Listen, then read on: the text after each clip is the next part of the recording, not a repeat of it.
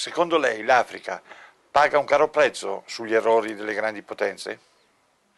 We end up with injustice, we end up with corruption, we end up with poverty, we end up with the worst possible things, we end up with the image. I don't have to tell you the image that you have in Africa.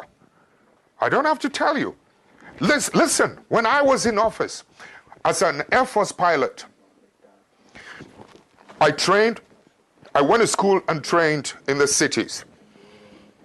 When I became an Air Force pilot, I had the opportunity to travel around the country.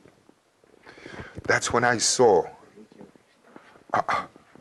there is a big difference between those of us living in the cities and the mass people who feed us living in the rural areas. My brother, you listen to me carefully. The water they drink in those rural areas is such that the water you use to flush your toilet, the water we use to flush our toilet in the cities is much cleaner than the water they drink in the villages. No clinics, no hospitals, etc. No headache, no needles to even sew their clothes. That's when I began to see the parasitic relationship between our cities and this thing. I mean, I've seen too much injustice in my country when I decided enough was enough. When some of us began to decide that something has to be done about it. When we emerged into political office, you know something? Electricity used to be limited to only 27% of the country. In the shortest possible time, we were able to, with Italian assistance, we were able to extend electricity from 27 to almost 87% of the rest of the country. We were able to extend roads.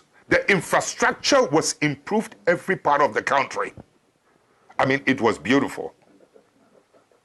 I mean, the energy now goes to every part of the village. Children can now go to school and can learn at night, so that my children living in the city will not have an advantage over that child in the village. My child has no superior, was not born with anything superior than that child in the village. But so long as that child in the village is denied and deprived of electricity to learn at night and good water, etc., my child in the city will always have the advantage over the ones in the rural areas. I've been to school where rural students were doing better with the passage of time than those of us in the cities. Please, I know the potential of humanity. So when you're talking about the effects of some of these things, sometimes, you know, these superpowers must learn to accommodate and to live and to accept patriotic leadership, patriotic citizens. Too often, they're happier with people who are not patriots. But you in Europe, excuse me, don't get angry, you never seem to know the role that some of your bad businessmen, you have good businessmen, and I respect them, but some of your bad businessmen are always doing bad things on our continent. And it's our people who suffer.